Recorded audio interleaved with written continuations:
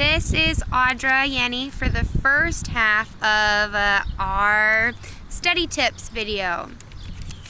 So we have 6 tips in total, and I will be going over the first 3.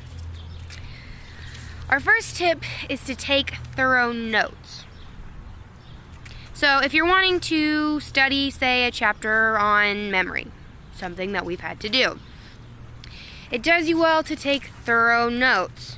By taking such good notes over the information, when you go back and review your notes, you have a better chance to activate more nodes because you've got more information that can, trigger those retrieval paths, which helps you remember what it is that you read. An important thing when you're trying to study. Our second tip is to make a study guide. So after you've taken all those notes on the chapters about memory and retrieval codes and encoding specificity, you want to make your own study guide. And that study guide is going to be full of retrieval cues, full of all those little hints that's going to help you remember what it is that you took notes on and what you actually read. Further creating more memory of the actual topic itself,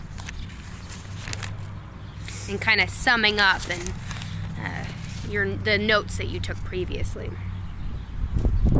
Our third tip is to make a practice test. So after you've taken all your notes and made your study guide full of retrieval cues, you want to make your own practice test and test yourself on it. You don't want to just make it and leave it in the corner. Doesn't do you a whole lot of good. Sometimes with the notes and the study guides, you can simply recognize the information that you read about as, oh, I've seen those words before, but it doesn't quite click. It doesn't have a whole lot of meaning behind it. But by creating a practice test and actually testing it, it forces you to try and recall the information. Follow those retrieval paths back to the information that you read and you studied and took notes about. And that will also prepare you for when you take the actual test and will have to recall it and you won't have your book. So these are our first 3 tips, and I will turn it over to my classmate. My name is Caitlin Malachi, and I'm going to be talking about the last 3 study tips that me and my group came up with, starting with number 4, saying information aloud as you are reviewing it. I think that when you simply just read over the material out loud, it can be helpful when trying to remember things for short-term memory.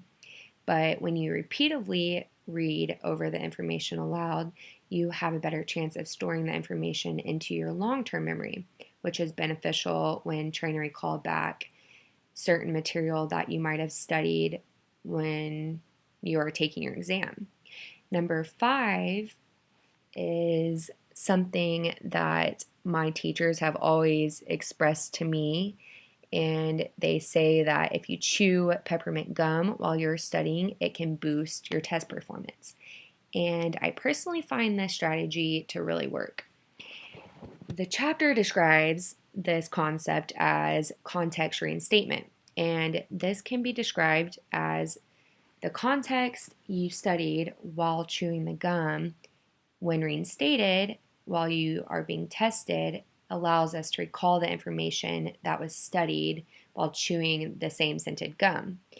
And this strategy is my favorite, and I personally would recommend it for anyone that needs help studying, because I know we all need it. Number 6, last but not least, is probably the most important study tip I am going to talk about, and it is, I repeat, do not pull all-nighters when studying for an exam. If anyone is like me, I always hit the books to cram for a test the night before and end up staying up until the crack of dawn.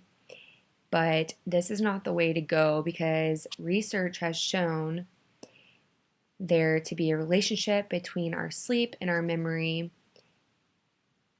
and this causes us to be sleep deprived, and that is not good because changes in our brain occur when we have a lack of sleep.